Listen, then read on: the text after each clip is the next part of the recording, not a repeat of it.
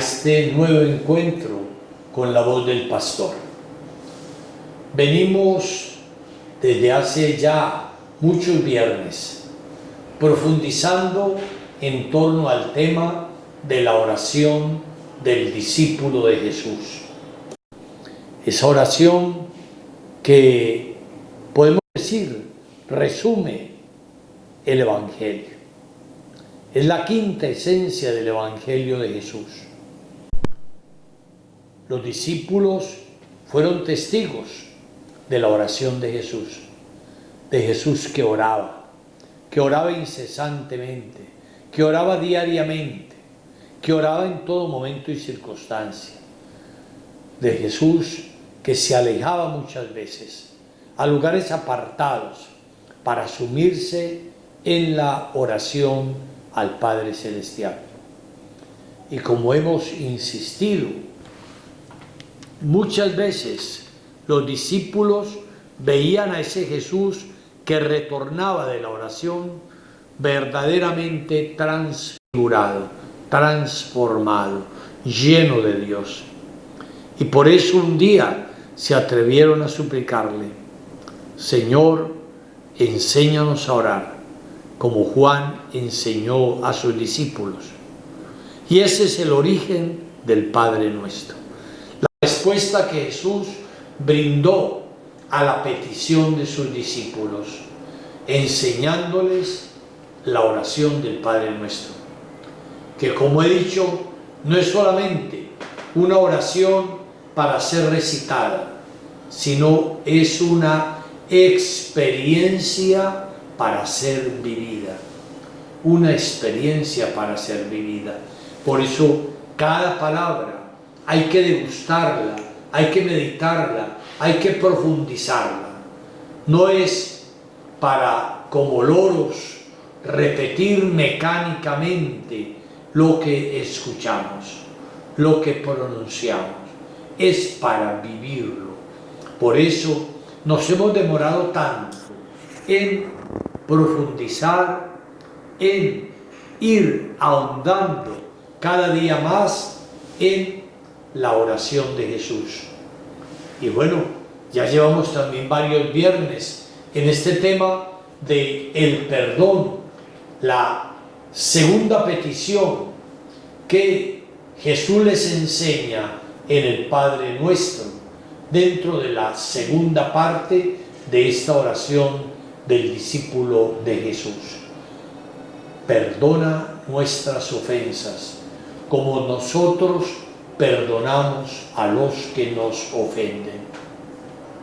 Y hemos dicho que esta oración, esta petición tan concreta, está verdaderamente siendo el núcleo, porque es la oración que expresa la misericordia de la que el discípulo se siente necesitado, porque tiene conciencia de ser un pecador, tiene conciencia de que necesita del perdón de Dios junto con los demás hermanos que también son pecadores, pero a su vez esta súplica del perdón de Dios se la quiere expandir a los demás, como nosotros perdonamos a los que nos ofenden.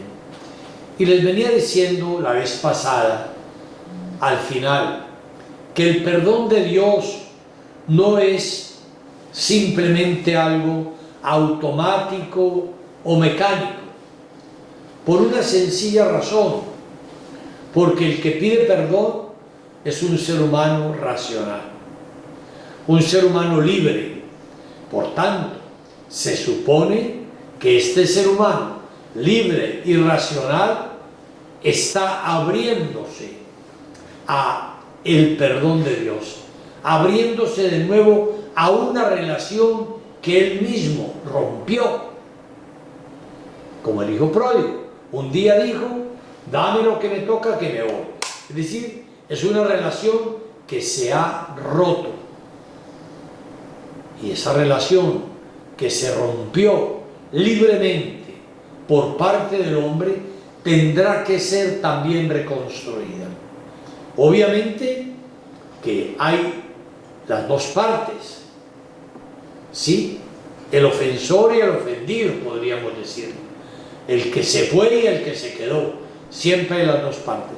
Por eso el ser humano necesita abrirse en la conciencia para buscar el perdón, lo cual significa volverse hacia Dios y darse cuenta de su propia situación extraviada.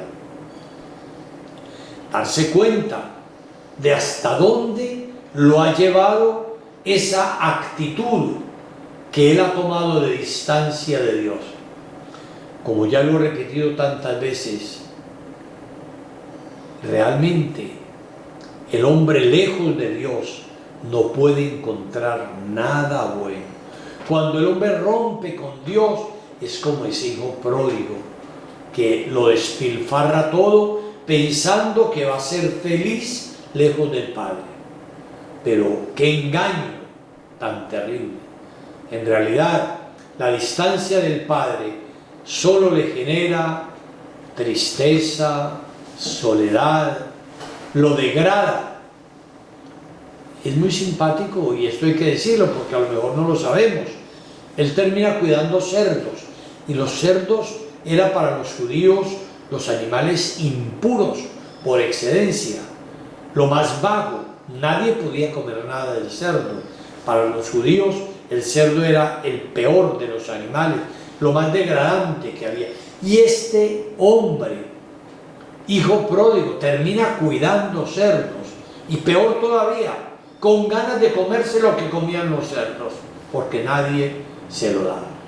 Miremos hasta dónde llega la degradación. Es una imagen terrible, pero que es la imagen realmente del hombre cuando se aleja de Dios. Termina revolcándose, podemos decirlo, en el estiércol mismo de los cerdos, lo más bajo que pueda haber. El hombre, pues, tiene que tomar conciencia de ello y actuar en libertad para, como dijo el hijo pródigo, volveré a mi padre y le diré. Tantos jornaleros allá tienen pan de abundancia y yo aquí muriéndome de hambre. Volveré a mi padre y le diré, no merezco llamarme hijo tuyo, trátame como uno de tus servidores. El hijo es consciente de que no merece. El pecador no es consciente de ningún merecimiento ante Dios. El hombre rompió y se fue. Pero es Dios el que, como ese padre, está pronto y acude y lo busca y tiene paciencia infinita. Por eso, el hombre, pues, tiene que tomar conciencia de su situación. Tiene que tomar conciencia de su situación y de la necesidad que tiene del perdón. De lo contrario, ese perdón no sería real. ¿Por qué no sería real? Porque no reconstituiría la alianza, la relación rota entre el hombre y Dios. Sí, si fuera automática, Dios te perdona. Así tú no hagas nada, Dios te perdona. Allí no se ha reconstituido ninguna relación, porque si el hombre no tiene conciencia de ello, si el hombre no pone de su libertad y voluntad, no se ha reconstituido ninguna relación. La relación sigue rota. Por más que el padre quiera, es que no es solo el padre, son dos, son los dos. Para que haya pelea, siempre se dice necesitan dos, pero para que haya reconciliación, también se necesitan los dos se van. El pecador necesita abrirse al perdón, necesita abrirse al perdón. Dios es bueno, pero no un bonachón.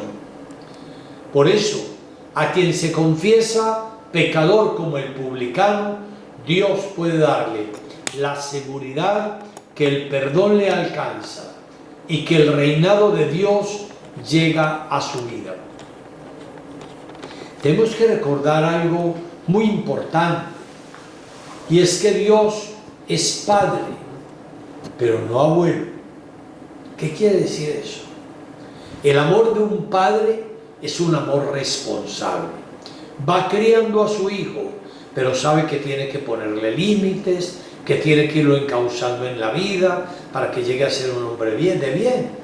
Es decir, que le tiene que exigir, lo ama profundamente, pero sabe que tiene que corregirlo, que tiene que encauzarlo, que tiene que ponerle límites. En fin, todo eso tiene que hacer un padre.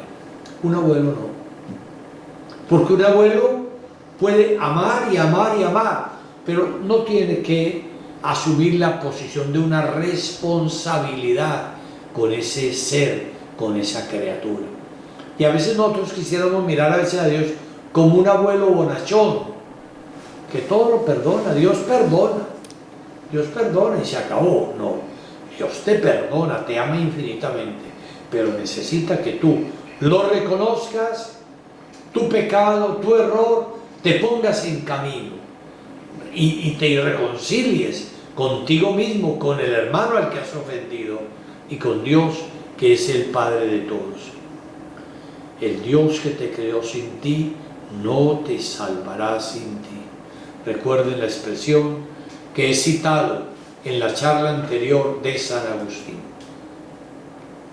Este perdón ilimitado del Padre lo ha hecho historia Jesús, perdonando ilimitadamente también Él a sus verdugos.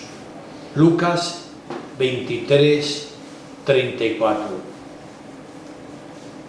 Padre, perdónales porque no saben lo que hacen, dirá en la cruz, entregándose libremente en sus manos, concibiendo su vida como un darse a los demás, especialmente a los pecadores, para redimirlos a todos, como nos dice Mateo 10:45. Jesús toma sobre sí la situación de los culpables y pide para ellos el perdón de Dios. El Padre escucha y reconcilia consigo al mundo, como nos dicen tantos escritos del Nuevo Testamento. En Jesús se constata plenamente que el amor lo perdona todo. 1 Corintios 13, 4.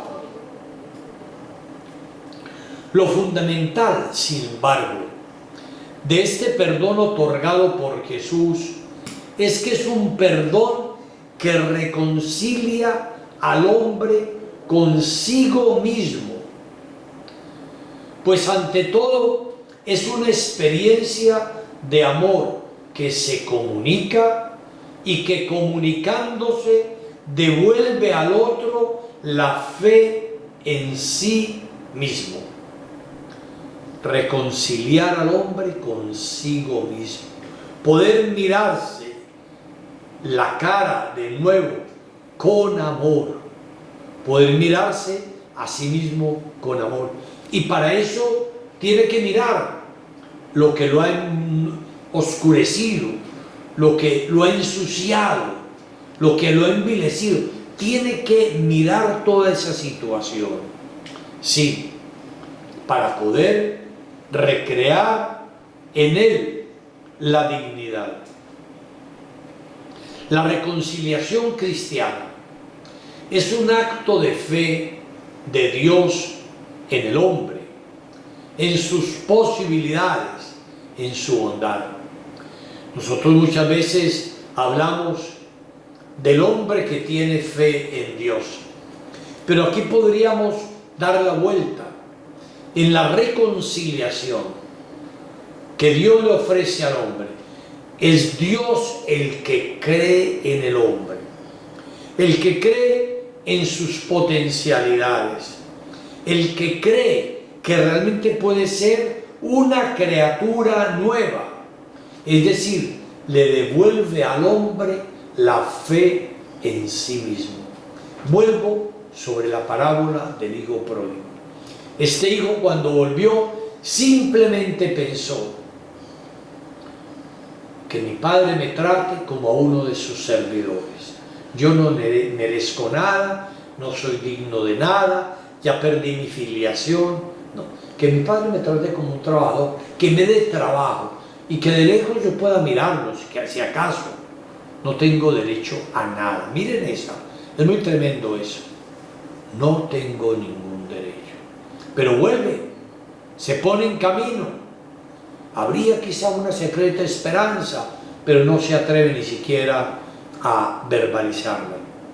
Pero cuando llega, el Padre lo reconstituye en su filiación, lo acoge, le pone el anillo era signo precisamente de filiación en el hogar, de autoridad en el hogar, de que es de nuevo hijo,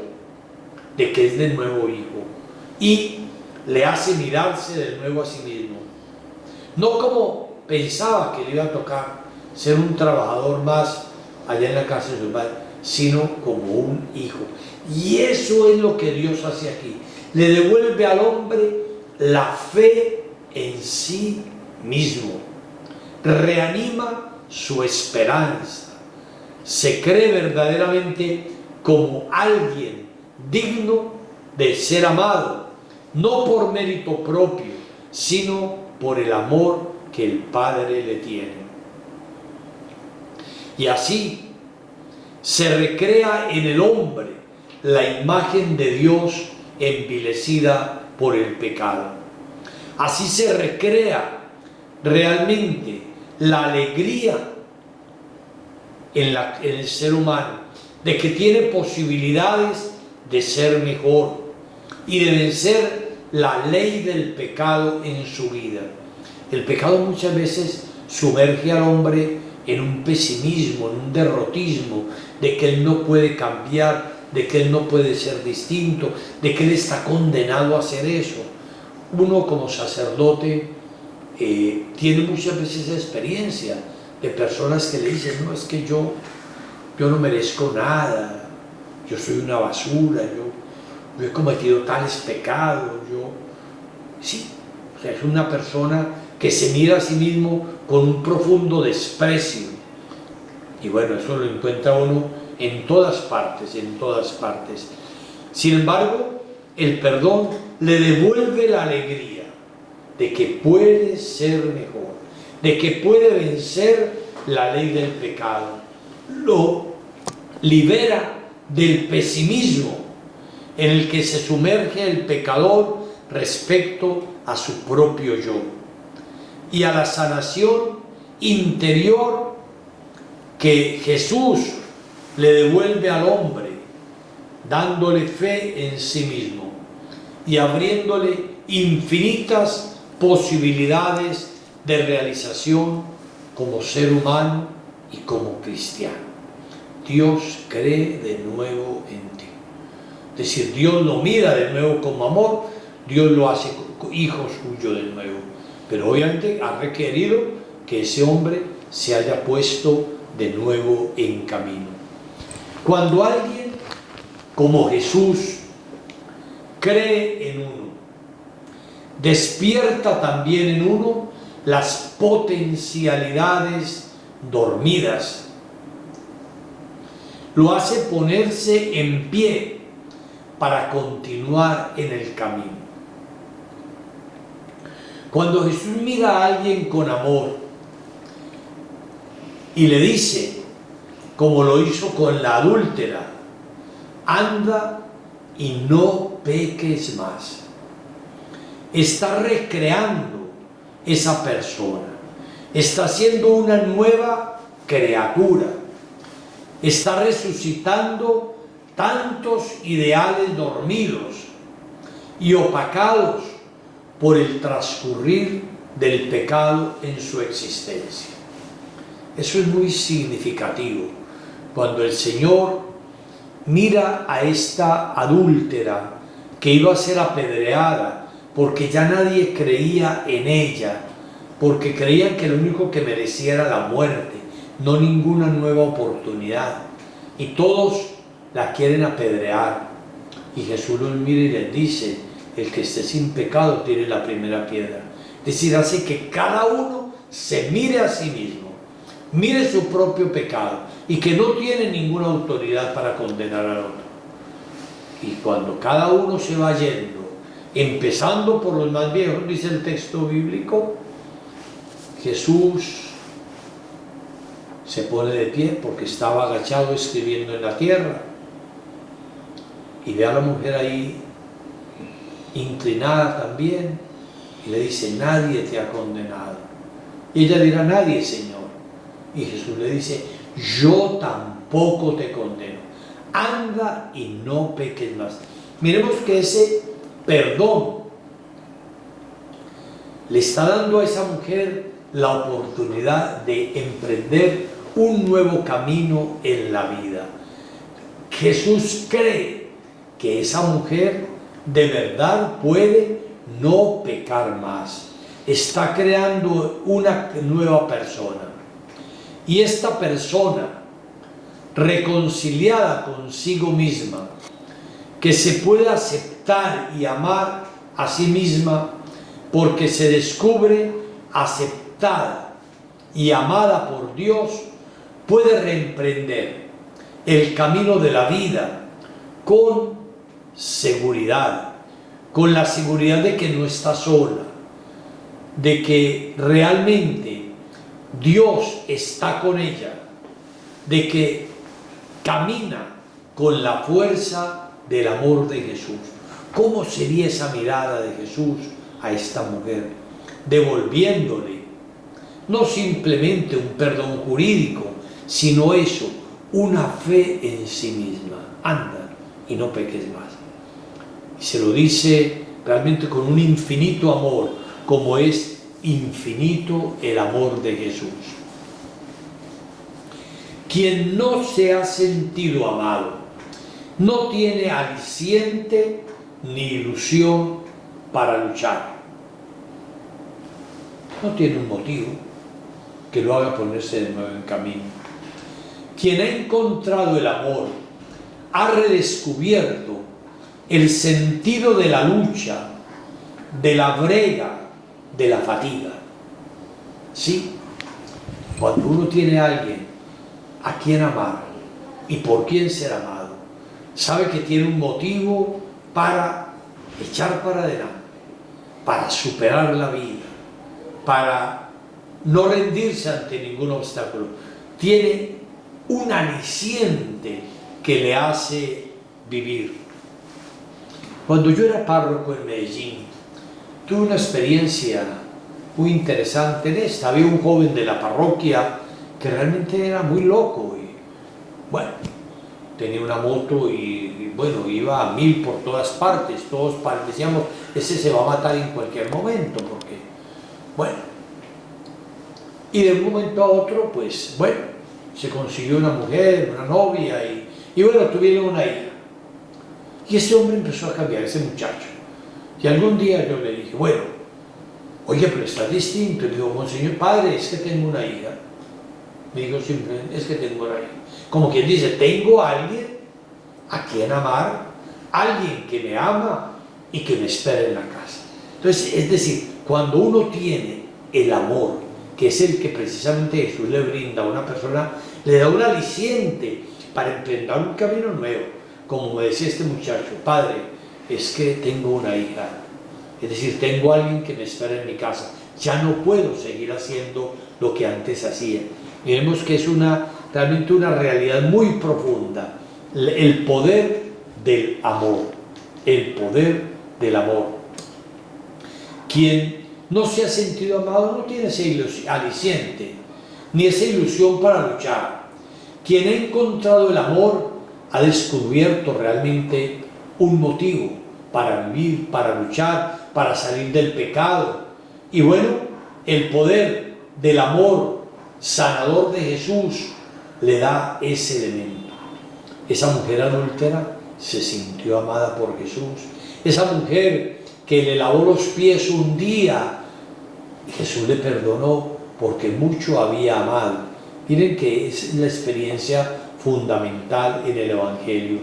Además, esa persona reconciliada consigo misma se convierte en instrumento de paz para con los demás, porque empieza también a aceptar y a perdonar. En definitiva, lo primero que encuentra el pecador perdonado es un nuevo concepto de sí mismo para volver a amarse. Un nuevo concepto de sí mismo. Y amándose, poder amar a los demás. Dios sabe que con el perdón comienza a germinar una vida nueva en sus hijos. El perdón es la auténtica fuerza represiva del mal en el mundo. Lo único que puede interrumpir el espiral del mal es el perdón. Sí, empezando en la propia vida. El perdón es el antídoto que impide que el mal se siga reproduciendo. Es el cortocircuito del mal que elimina su presencia destructora y que ofrece un nuevo espacio donde hacer germinar una nueva relación. Muchos de ustedes que me oyen seguramente verían en estos días en la Jurisdicción Especial para la Paz un encuentro entre un grupo de personas que fueron secuestradas, entre ellas alguien de nuestro departamento del Cesar. Y bueno, la figura más notable fue Ingrid Betancourt. Y bueno, los secuestrados lloraban contando lo que habían vivido, su sufrimiento, de todo, aunque estaban dispuestos al perdón. Ellos decían, estamos dispuestos al perdón, tenemos que reconstruir a Colombia y eso solamente se puede hacer desde el perdón. Muy sabiamente lo decían, era una decisión de ellos. Y lloraban, pero una de ellas, Ingrid, concretamente decía, nos faltó llanto del otro lado, nos faltó que pudiéramos llorar juntos. A mí me impresionó mucho cuando escuchaba esta expresión de Ingrid Betancourt. Faltó llanto del otro lado. El otro lado eran los secuestradores. El otro lado era el partido de la FARC. Nos faltó llanto del otro lado.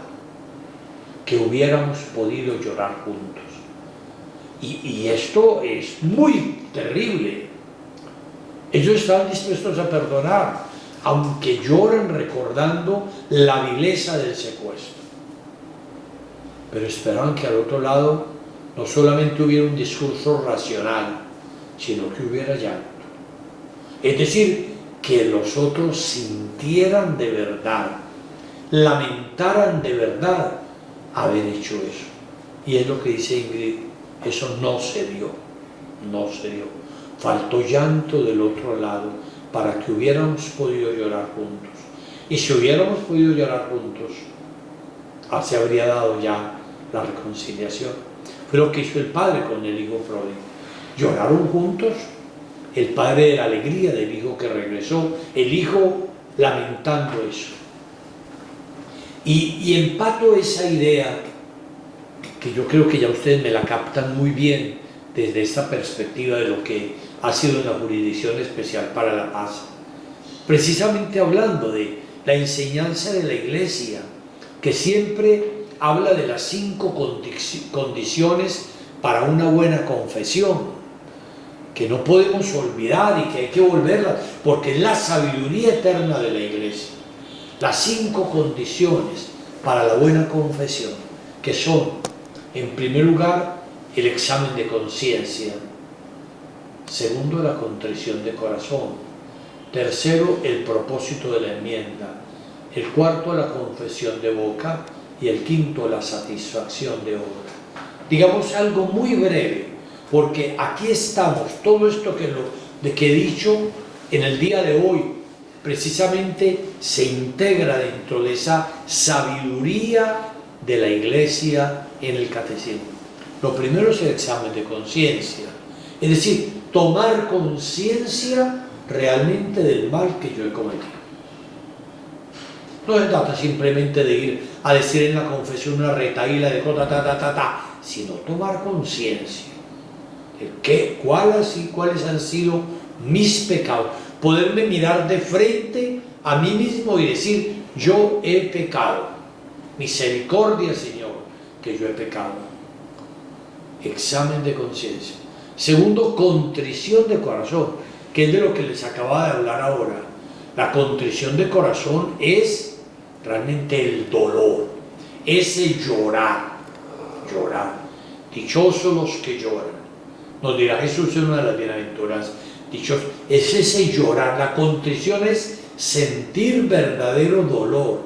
No es una lectura mecánica de cosas que yo hice. Los secuestradores pueden decir, sí, nosotros cometimos estos secuestros, pero otra cosa es llorar lo que hicimos. Es diferente. Llorar. Contrición de corazón. Miren, la iglesia no es de hoy. La iglesia es desde Cristo y por eso tiene esa sabiduría. Contrición de corazón. Como lloró San Pedro después de haber negado a Cristo. El Evangelio nos trae ese relato.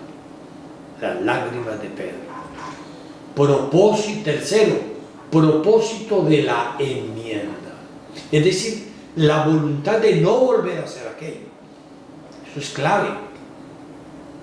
Propósito de la enmienda. Porque yo no me gano nada con reconocer un pecado y aunque me duela, pero no tomar la decisión de no repetición. La tercera es el propósito de la enmienda, de la rectificación, de no volver a eso. La cuarta es la confesión de boca. Lo hacemos pues en la confesión sacramental, cuando el sacerdote que en nombre de Cristo ha sido habilitado para darme el perdón, yo le digo mis pecados. El sacerdote es, por una parte, representante de Cristo. Cristo le dijo a los apóstoles, perdonen los pecados, a quienes les perdonen les quedan perdonados. No nos hemos inventado nosotros esa facultad, la dio Cristo a los apóstoles y a todos los que en la historia tenemos esa misión de ser sucesores de ellos, la escuchar.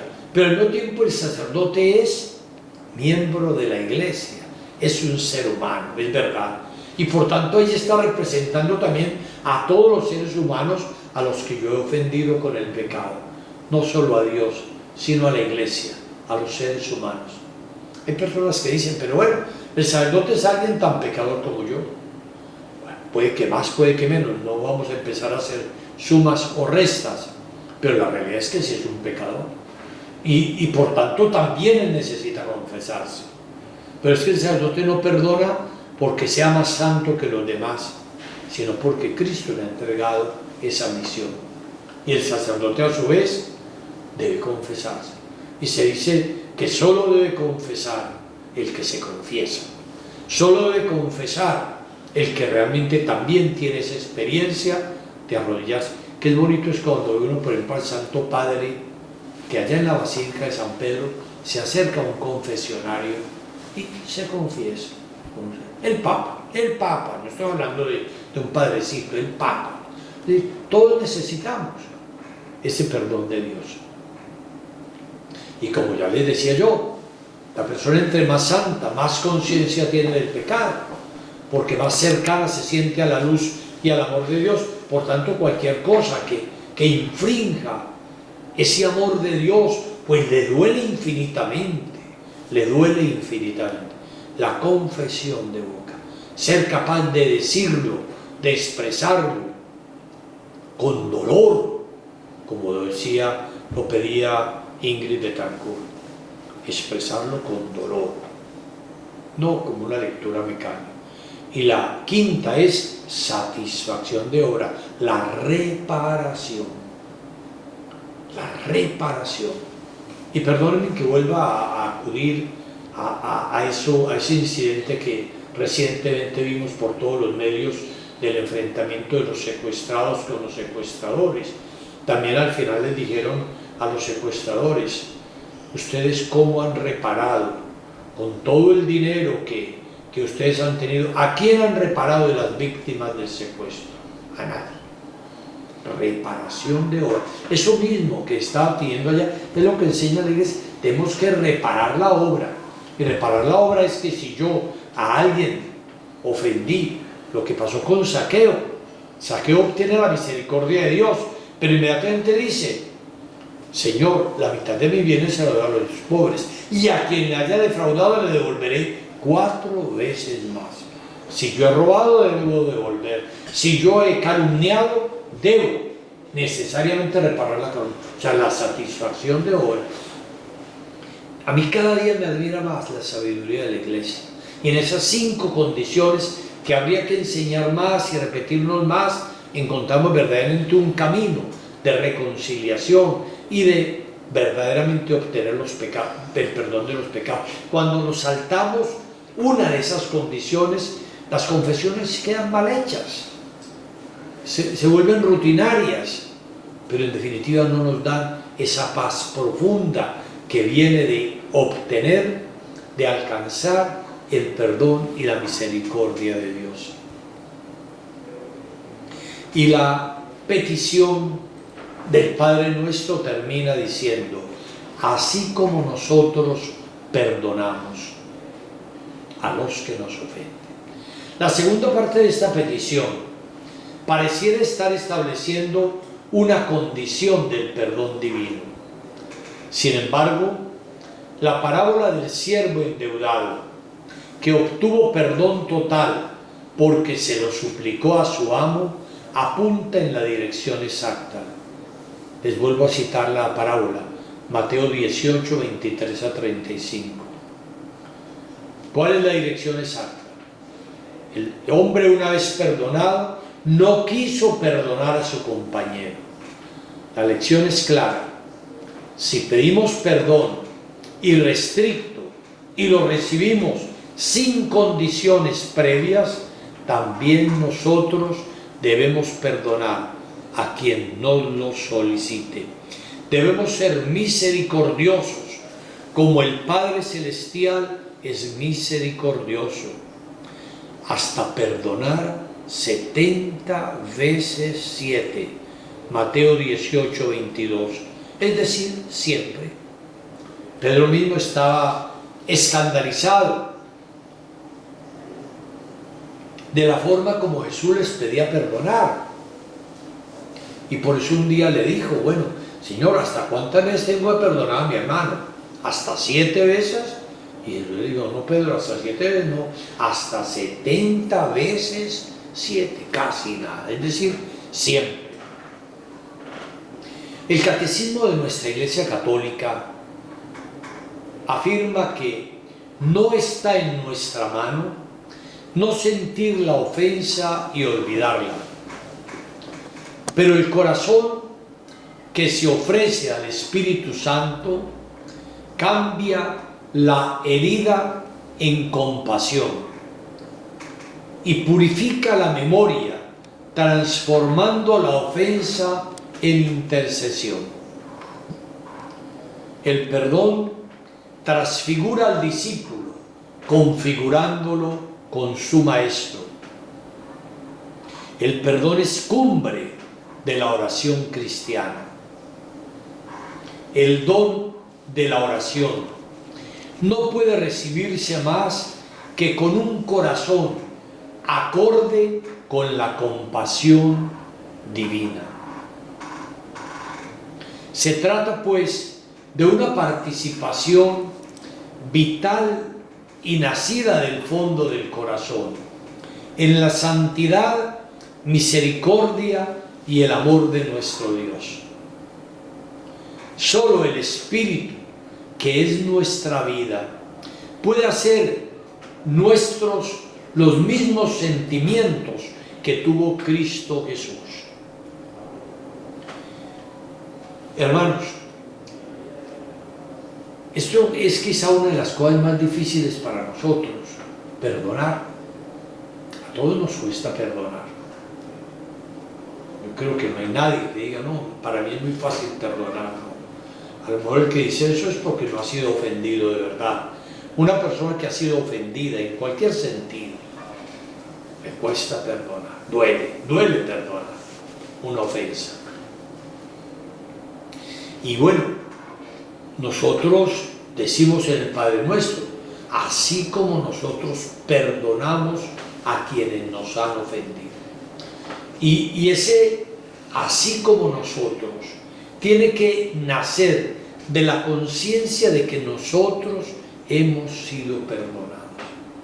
Cuando uno tiene conciencia de que uno no ha sido perdonado de verdad, obviamente no le nace perdonar, no se mueve a perdonar. Pero cuando uno tiene conciencia de que realmente ha sido perdonado, pues uno está impelido a perdonar. Y está impelido a perdonar porque hay una fuerza nueva en uno. Es decir, siente nacer en uno un potencial que es la conciencia del amor de Dios, como me ha mirado Dios con amor. Yo les daba una cita de San Alfonso María de Ligorio, precisamente, que decía que el examen de conciencia de uno, de la confesión, debía hacerlo siempre ante un crucifijo, es decir, mirando cuánto lo ha amado Dios para poder de verdad perdonar. El Papa Francisco, que es tan buen pedagogo, en días pasados, precisamente hablando del perdón, decía lo siguiente. Decía: sé que es muy difícil perdonar. Decía él. Yo también, su obispo, se lo digo. Sé que es muy difícil perdonar. También a mí me cuesta. Hasta ahí estamos todos en el mismo nivel. Y el Papa decía, y bueno, entonces alguien decía, y si no me nace perdonar, ¿cómo perdono? Entonces lo primero es, ponte ante el Señor. Recuerda todo lo que Él ha tenido contigo de misericordia, cómo te ha perdonado. Medita la pasión de Cristo, medita el Evangelio del Señor, es lo primero.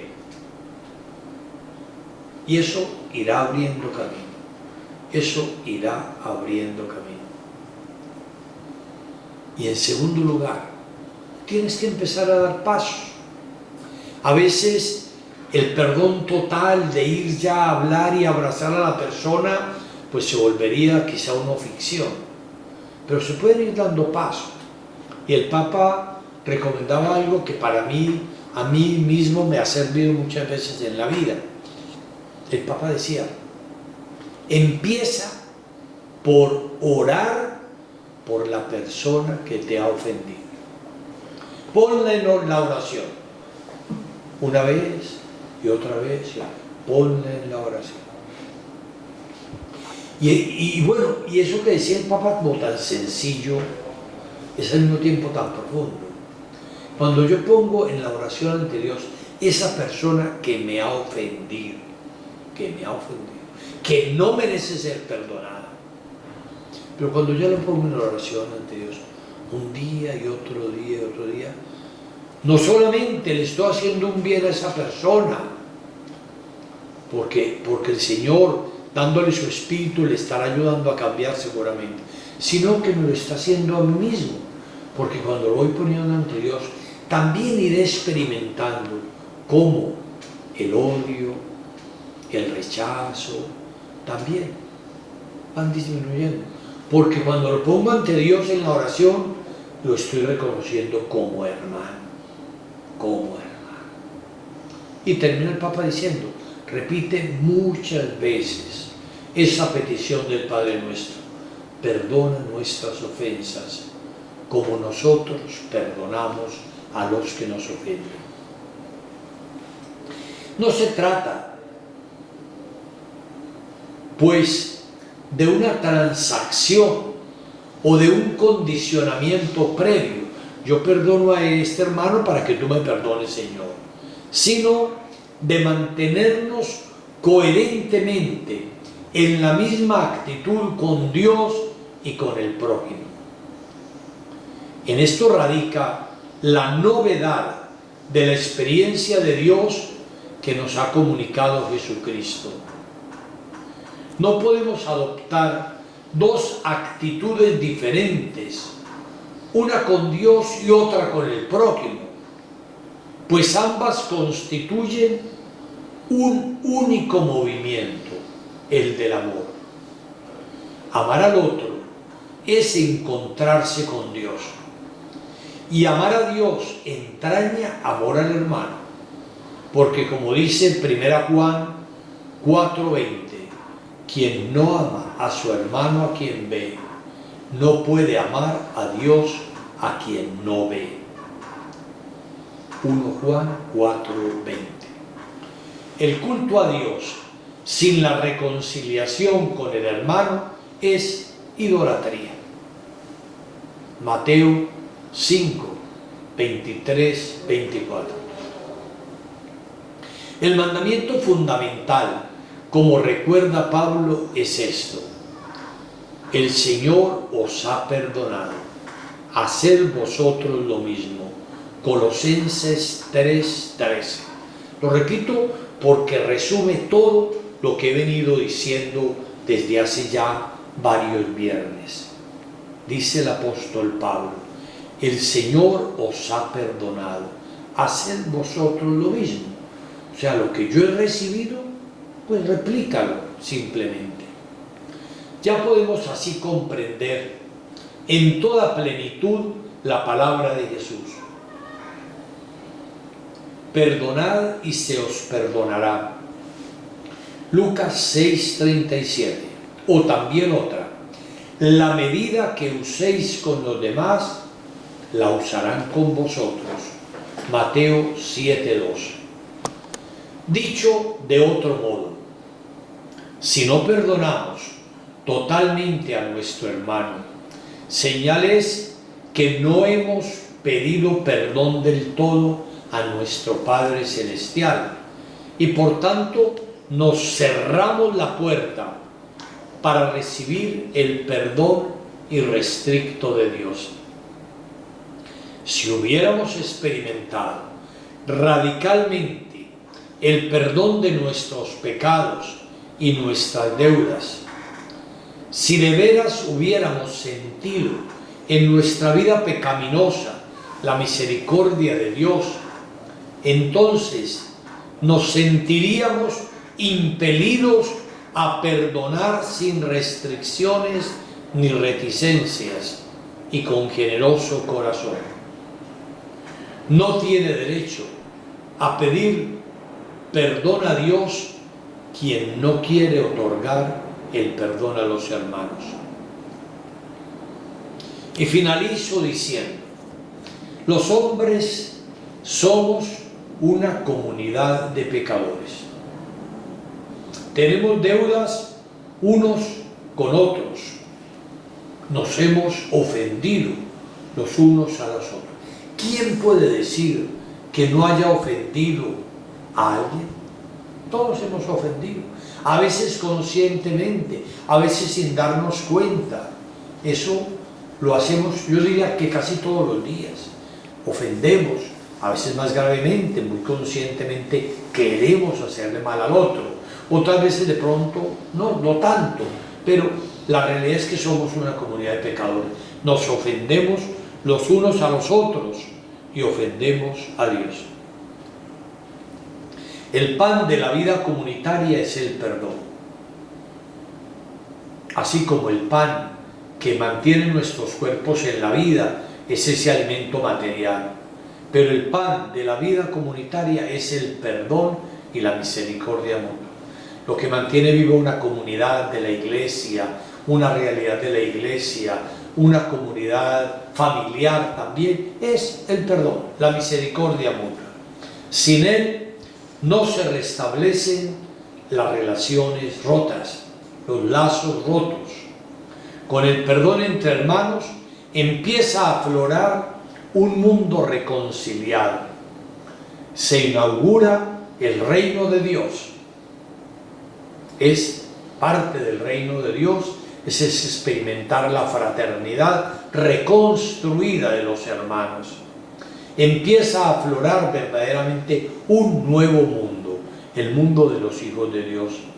Y los hombres empezamos a vivir verdaderamente bajo ese arco iris de la misericordia divina, que hace de la vida un regalo a los demás, después de haber recibido tantos regalos del amor de Dios. Que Dios los bendiga a todos y que nos ayude a todos a crear cada día más un mundo reconciliado y en paz. En el nombre del Padre, del Hijo y del Espíritu Santo. Amén.